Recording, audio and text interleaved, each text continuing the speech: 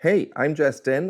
This is Little Less Black Gold off a potential upcoming album from the Slag Heap. Hope you enjoy.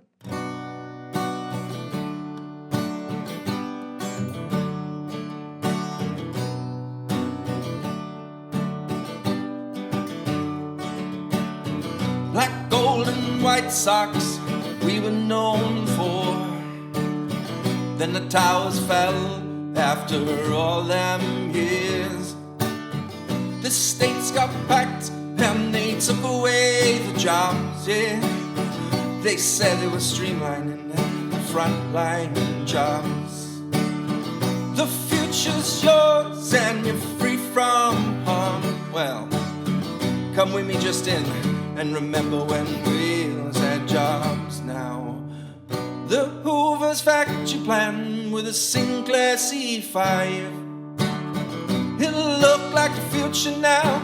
We are surprised. There was steel down in Port Albert Bay. You could have gone down there and worked the rest of your days. Around the valley where the clothing factory line made clothes for the wealthy and the wealthy wives. There was work around, you could adjust, ask or glide. Now we sit on the land we don't own and it's starting to die. The story of our land is still being told, with the bodies beneath us and a little less gold. The story of our land is still being told, with the bodies beneath us and a little less gold now. And they said they would come and fix what they broke. At the top of the valley there's just this big hole. In the Merthyr Valley there's estates up high. You can see the sinkhole, it's just right next to Dice. The workmen's clubs, they can barely survive, but the probation service is next to the pub, so you can drown your sorrows in the Wednesday club. The story of our land is still being told, with the bodies beneath us and a little less gold. The story of our land is still being told, with the bodies beneath us and a little less gold. Now the land slid through Nancy's door, swept up the mud and threw away all that she owns.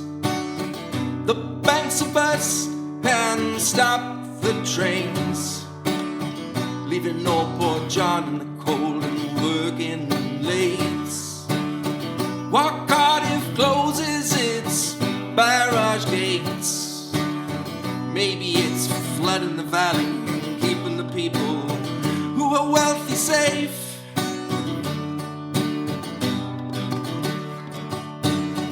The story of our land is still being told, with the bodies beneath us and a little less gold. The story of our land is still being told, with the bodies beneath us and a little less gold. White socks still here, just a little less bold.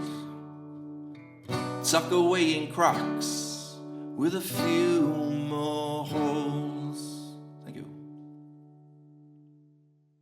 Hello and welcome to episode 5 of TIWN Vision with me, your host, Keisha Levine. And today we're in the Greenrooms in Treforest.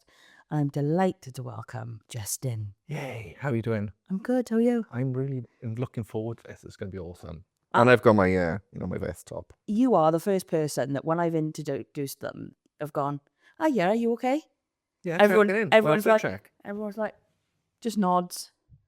But yeah, it's always good, isn't it, to check in on artists and musicians. Important. Yeah, definitely me. I think us as well, we we're very focused on the mental health side of definitely. musicians, not just how they sound and how they play, and the kind of the public perception then of artists, but how they doing like mentally. It's a big thing for us. I've always been in the background, so I've never really been the audience. So I really do struggle to sit and watch something because I've always been potching with a photograph camera, doing really badly at the PA system, learning how to do the lights on the fly, but also talking to artists when they're not actually being their persona. So you get the opportunity to see who they kind of are behind the mask, really, which is why I come up with my identity, I think. Yeah, because obviously your name is not Jest Dynn. No, it's not. So why was that? Was there actual reason behind separating the musician then to the person? So there's two things. So I had an accident like 5 years ago, which I'm like really open with, and it changed the way that I think and talk and behave. So there's like two persons. I think I behave better now, but what I found was I wanted to create an identity that I could get behind that represented my music and the storytelling I wanted to put behind. And I wanted to make sure it was separate to me being me and all the craziness that comes with me with the conditions I've got. So I put a lot of time into kind of thinking about how I wanted to present myself. So I spent about a year doing that. Yeah. Originally, my name was Damn That Man. And it came from every time that I went out and was part of a performance, was playing bass or doing some random behind the stage stuff, they go, oh, it's that guy over there, the music guy or the photography guy. And even as a youth worker, there was another guy called Dan, so it completely changed my name and my meaning of my name. So I was quite happy when me and my son sat down, he's a Welsh speaker, and I said, I just want to be like Just Man. And we come up with this name. And so I've 100% believed in that this is it. It's Jest Dynn. So it's two words. And it is just being like, I'm just a man. Just a man. Trying to find out about the world, like as a round 2, or maybe around 3 actually, because I died twice. But yeah, like around 3. Do you mean? Because I haven't got many cat lives left. So. No. Like I think a lot of people would have picked up on that then, that you've had the accident and you've died twice. And they go, whoa, like. Can you take us back to, I suppose, the musician side and the music side before the accident? So before the accident, up until about 25, so before I properly had children, I played as a bass player. I played in like a 2000 sort of like metal style band that sounded a bit like Tool. And we performed, done tours. I played Single and Park once to quite a few people, won a competition in Swansea University, and it all just sort of like ended quite abruptly as the other artists who were brilliant in their own right were coming out of university and doing their own thing, and I don't think I put a lot of thought into what I was going to do as after I was a musician, and I don't think I put a lot of thought in being a musician. So when there was no opportunity, I sort of like stepped away for a bit. Met up with another guy I was really good friends with at the time, and it was just me and him. I was playing bass, he was singing and playing guitar, so it was a bit of a quirky duo. Was never able to play guitar and sing, or play bass and sing, or play any instrument and sing, really. I didn't really feel confident in singing up until probably 2024. Yeah. So it took me a while to kind of get back into it. But when I had the accident, like 2020, I was writing poems in hospital. And then I started picking up a ukulele because I thought, oh, it's quite easy to play, which it wasn't that easy to play. Yeah. Yeah, I know, but I could play at C, and I could play like an A minor. And then I started singing with my kids, and I just realized that actually I was able to do it, whether because I was comfortable around my children. Yeah. But for years, I always wanted to sing and play guitar. I wanted to be like the musicians that I was performing with, and I could never do it. And then October 2024, I was like, right, I got these songs. I'm going to try and perform them. And then I went from 10 songs about trauma and recovery, and kind of it's all about me really, and the poems that I wrote. And then I've written like 150 songs like in the last like 2 years. So I found it quite an intense experience because I wrote about the trauma, relationships, and like social sort of me evaluating society from my perspective, not in a judgmental way, sometimes I suppose in a judgmental way, but from my experience of, I come from Merthyr, never really had a lot of money, been to university quite a few times, never really got anywhere. And when I did, I didn't actually want to be in places like London or Cardiff. I always wanted to come back home. Yeah. So being in Pontypridd was like the halfway house for me. It's close enough to, large population areas, but like the community in Pontypridd, Treforest and the Greenrooms, it still retains that sort of Valley's charm that I've always loved. Yeah. And I think that's where I've become more creative, because there's more opportunity to do that in this area. I was going to pick up that as well, because I'm from Caerphilly Borough, and in terms of the arts, there's not much Yeah. to offer, whether it's young artists or established artists, or even the music scene is not great there anymore, on terms of like even pubs and clubs. Yeah, yeah. I do most of my work in the Rhondda Borough, so I spend most of my time in Pontypridd. So it's like, it is such a big culture It's sort of, for music and the arts. They support it so well. yeah, and it's a gateway for the valley, so there's a lot of access to this area from like public transport and stuff. Public transport's not always that good because I don't drive, so one of my bugbears is if I do want to travel out and actually perform somewhere else, it can be a bit of a challenge, especially when you're lugging kit about. I can't really take a small PA system with me on the train, although I have done it. I took a bass amp once, and I was taking a guitar amp and sort of rolled it on and sat on it, and I was thinking I shouldn't really be doing this. Get a couple of stays, but that's kind of like where I've never driven, so I've always either had to catch a lift or someone, Yeah. or take public transport or walk. Yeah. So I've walked quite far to gigs, not recently because I've had some issues with my legs, but definitely travelled quite far to get to different places and kind of perform. And I've always enjoyed music. That's one of the biggest things for me. I mean, I've never really lost the idea that I would always want to be a musician. I think I just held it back for some time because I lost my identity for a bit. Yeah. Makes sense. So the Jest Dynn is like me owning me. We're still working through it. Yeah, I think it's difficult, because how can you go out and entertain people and make them feel if you don't actually know what you're saying? Yeah, and who I'm saying it to was my Yeah. biggest thing. So I spent like probably a year saying this is my identity.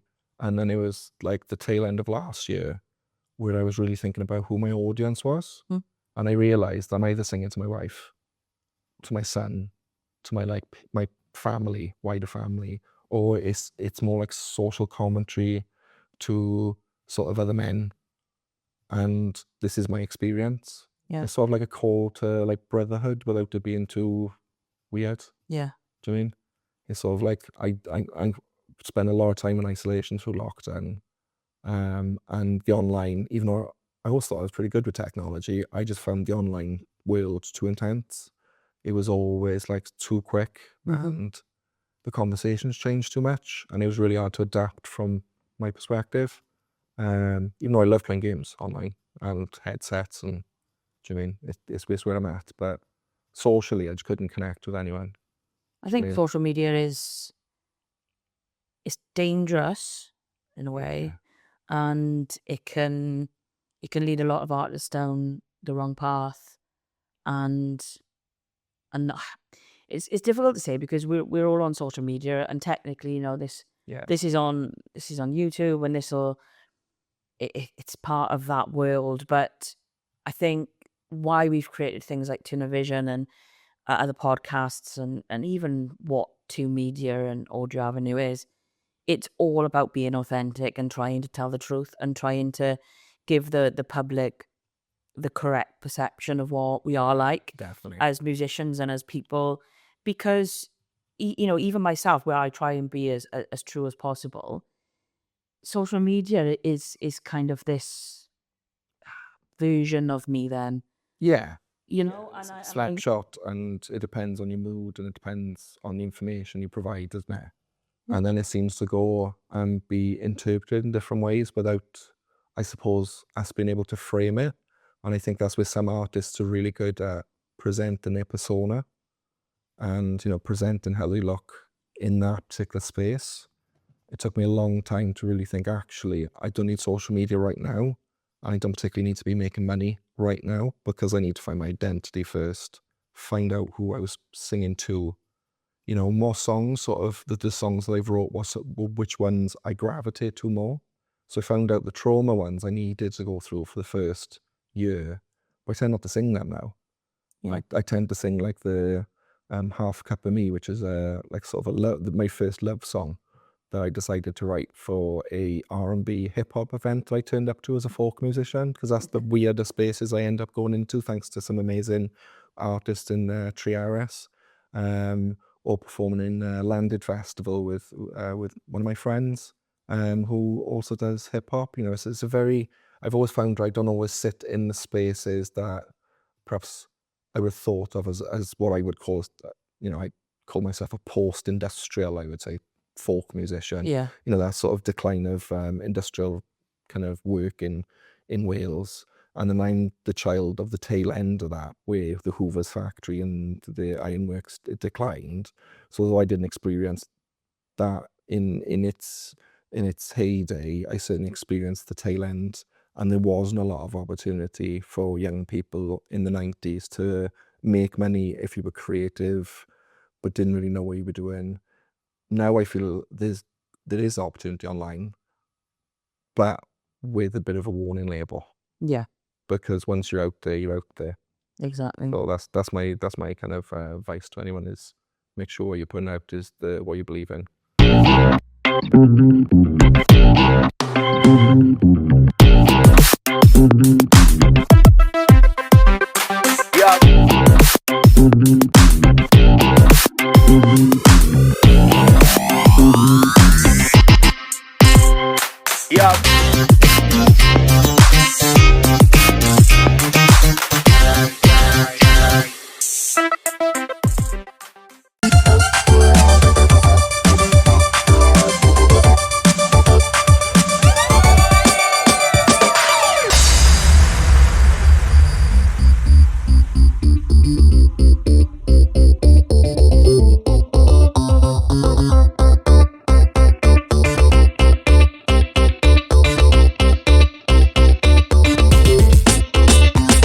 If you're an independent artist, whether a solo artist, a duo, or maximum of a trio, and you write original songs, then this is for you. I'm really excited to announce the official launch of Find a Hit Competition 2026. This is a brand new acoustic competition presented by Mixel, Radio Wigwam and Audio Avenue, and we are searching for the UK's next big hit. It is acoustic only, so that can be either piano or guitar, and you don't have to professionally record your demo. You can just record into your phone and send that to us. As long as we can hear you playing and singing, then that's completely fine. There are some great prizes up for grabs. The winner will walk away with a £1,000 cash prize, the option of a record deal, the song professionally recorded and released through Mixel Media Records, featured airplay across the Radio Wigwam network, a podcast interview and a write-up from Audio Avenue, and you will also receive a lifetime subscription to the Mixel Music platform. It's really easy to enter and it's completely free. All you need to do is comment the word HIT below and we will send you a link to the demo submissions page. You've got nothing to lose. Submit your song and let's see. Good luck.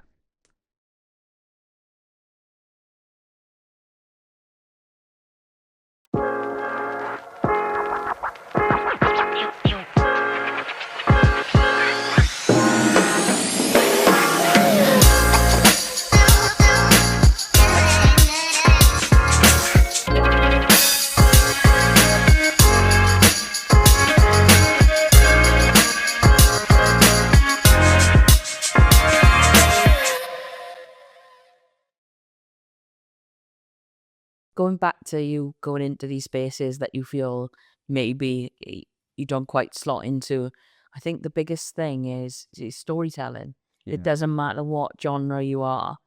I think if you can convey to everyone what you want to tell and the stories, because I've always said to you since I've known you, I love the stories you tell. It doesn't matter about the genre or how the songs are played or how they sound.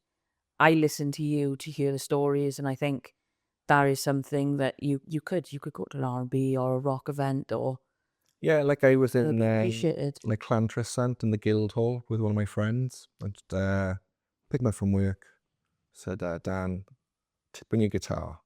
And tuned it, grabbed my bag. No, because I always got a guitar ready. As a guitarist, you've got to have it ready. So I got my acoustic guitar. And it was a poetry space. And it was like feminist led is what I would kind of put forward. You know, it was storytelling about motherhood, you know, and I was thinking, oh well, I can play guitar, I'm in the background, I'm not causing any conflict. Yeah. And then one of the event organizers said, would you mind playing for us? And I was like, oh, not if anything that's, conflicting, but I was like, is this the right space? Are you happy for me to do that? And I said, yeah, no problem. So I done Half Cup of Me, and I done a story about memory loss, one of my songs. And it was a little baby in the room, so I was trying to be quiet, even though I'm a musician. It's kind of weird. And then I was like, I'm going to be trying to be quiet, but it seemed to go really well. And I did them spaces where there's a sort of an art space or a theatre space, I sometimes fit quite well into. And then at the same time, we got my hip hop guys in, doing a thing in Merthyr with a little bit of R&B mixed in, and they're coming in really heavy. And then I sort of break this set up with me doing my originals, with one or two covers in between. And I'm just thinking, this is such a surreal space to be in. Do you know what I mean? Because you don't get them opportunities to play. I find a lot of time as yourself, sometimes you do a lot of covers as an artist, from my point of view, to convince the audience. But I've really always really struggled with that, like memory. So I never really know how an artist sounds. So whenever I play a cover song, unless it's something I really know, like Sting, or maybe, I don't know, Bob Dylan, I probably sound quite a lot like it anyway. So I tend to find a lot of the times the expectations of the cover song isn't exactly what I'm going to sound like, because I'm going to make it sound really folky and very Jest Dynn, and probably forget half the words, and then add a Welsh word in, because that's the only word I could think of at the time, and then do a whole story in the middle, and then, that's my song, and then that's it. Yeah. And I've been quite enjoying that. It was really hard at the beginning, to kind of feel that was the right way to perform, because there's not a lot of people that perform like I do. I find them very chaotic. Yeah, I like good way. in a good way. In a good way. I'll do an open mic night, and even though I've hosted open mic nights, I was might go into that later on, but I'd like drop my guitar and drop my iPad, and it's like a mess. And then I couldn't get my cap out of my little top pocket because I decided to wear a waistcoat, and it was a little bit too small. And I'm like, oh my God, this is getting too hard. I could just walk off stage right now. But then in that moment when I'm performing, my brain seems to go, right, let's organize ourselves. And that's the bit of time that I love the most, other than my kids and my wife, obviously, but it's the time where I'm going, I don't sound like I mumble. I don't sound like I'm being chaotic, and I haven't got my shit together. Why not swear? I've sworn now. It's too late. Sorry, you get away with that one. I get away with that one. But I always feel like I'm a bit chaotic and a bit on edge, like I'm really nervous. Yeah. And that when I am actually in the mode of singing, for me, it feels like I'm at peace. Yeah. So that 30, 40 minutes, even 15 minutes, that time is right, I got this. I think where I've learned from you over the time that I've known you is that to never be afraid to put yourself in those spaces. Yeah. Like, whether it's you've got trauma in your background or you suffer with anxiety or anything, is that try your best to put yourself in those situations, because you can find joy out of the most unexpected event, or even people. But it's also it's finding like your tribe is what I've sort of been searching for, I suppose. It's sort of finding like-minded people, because there's so many amazing musicians. Just over the weekend, I've listened to so many amazing musicians from various different genres, and it's really hard to connect with artists sometimes, but specifically when you sort of as an audience member, come in to greet them, because it sort of comes in as a fan. And then, trying to go like, I'm trying to network, but I'm not very good at networking. I'm good with one person. Yeah. And when there's a lot of people, I'm like, oh, that's a lot of people, a lot of noise. Who do I speak to? and I tend to like regress a little bit. Yeah. Do you know what I mean? And that's where probably my weakest point is. But I think the thing for me and the advice for anyone is not ignore what people have got to say, but don't expect people to welcome you until you've welcomed yourself. Yeah. Kind of that, you know, you've got to trust in yourself. And if you fail on the first opportunity, there's going to be loads more. It's about getting your face out there. You know, the first time that someone actually called me Jest Dynn was in the Tipsy Owl, and it was what I thought was a random person, and it was a person that'd seen me a couple of times perform, and I was like, oh yeah, no, I've made that name up, that's my artist name. Yeah. And I was like, hey, yes, now we're talking. And obviously that's developed over the last 6 months, where most people recognize me as my artist name, and that allows me to kind of separate myself from the very chaotic person I am in my home. Yeah. And the story that I've got with that kind of like keep, you know, I'm quite open with it, but so it keeps there on the side, on the back, just sort of dripping into the songs that I write. Yeah, that's kind of how I've been operating. I Perfect. suppose. So to finish off, where can people find you? What do you do? So, Basis, monthly basis? so the easiest place you can find me is in Pontypridd every 2 weeks at the Tipsy Owl for an open mic night. I'm your host, and I'll be chaotically going through my originals to get you all warmed up. So you can like book in with me, we'll do a 15-minute slot. I'm on Spotify and all other distributors, and I'm trying to get more into putting stuff on YouTube, but I'm not quite ready for that yet. I'm on social media. TikTok is my space. I'd quite like doing the lives, and I've been doing that quite consistently for the last 2 years. I tend to delete them, so you can't really see them, but I'll run the live, Yeah. and then I look at it and go, I didn't like that. But I sort of, you know, evaluate with my little nerdiness. Yeah. Look at what, you know, how I can perform, because that's the biggest thing for me, I suppose, was I like performing in front of people. Yeah. And I like practicing in front of people. So it's really hard sometimes when you're in the house to see how you're supposed to perform, specifically with the way my brain works. I need to be in a space so I can feel what it's like, I suppose. Yeah. And kind of feel my way around, not physically, but like mentally, so I know how I can sound. Because when you're in your kitchen and your microwave's gone off and the kids making a noise, the dog's barking at you, and then the washing machine's gone off, because I do a lot of stuff in the house, I tend to find I get a bit distracted. Yeah. Even though I'm playing. Do you know what I mean? I'm still sitting there, and it's completely different when you're in a pub space or you're in a venue like the Greenrooms, where you could have quite a nice audience who are listening to you, but there's murmurs and there's lights going off. It's completely different sensory wise. And I think you got to get out there. You've got to make sound. Go out and bask. Don't be afraid, but take your time. Perfect. Yeah. I think that's a beautiful way to end. Yeah. What song are you going to be closing out? Ooh. With? Half a Cup of Me, I think I'm going to do, which is a story about me and my wife meeting each other in the middle in terms of love, because she's a bit of a frosty lady, and I'm a huggable bear, and she's mostly like that with me. But you know, we've been together 15 years, so So you're doing something right. yeah, we got 2 children, so we're Exactly. doing brilliant. It's just I know she's like, no, leave me alone, and I'm like, yes, Pepe Le Pew. Am I allowed to steal Pepe Le Pew? I kind of got that like love that I want to give. I got to physically just squeeze people. Yeah. Me and my youngest are exactly the same, and that's why like the dog's really important in my life, because I got a husky type dog, and she literally lays on me, and I watch TV with her. Like she's my teddy bear all the time. If I could have her in every place. Yeah. I'd be the same, but my 2 collies would run riot. Yeah.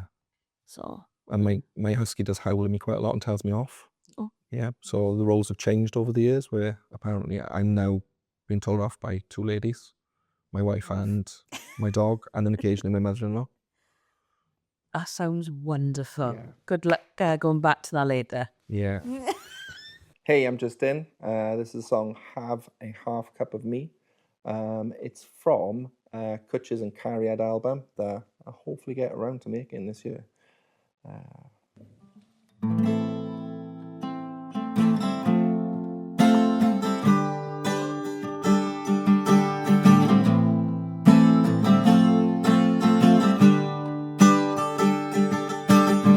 I'll be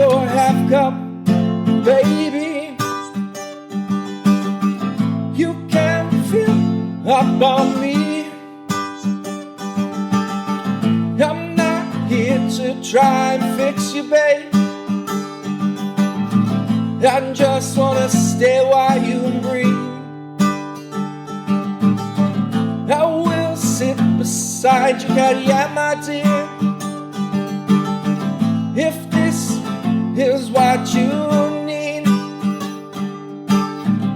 I will help you to feel right, babe, and give you the space to believe. I don't know how much you mean to me. I can be your half-come, baby. You can fill up on me. Yeah, you can fill up on me. I will lift you in the morning and look into your brown eyes, babe, and watch the world go by. Even though it's not the world expected it to be, I'm sure it's gonna be okay. I'm sure it's gonna be okay. In the morning you can knock back and still keep on trying to be. You don't always call it strength, but even when you're silent, even when you're silent, I can hear you fighting courageously. Oh, oh, oh, oh, oh. Oh, oh, oh, oh. Oh, oh,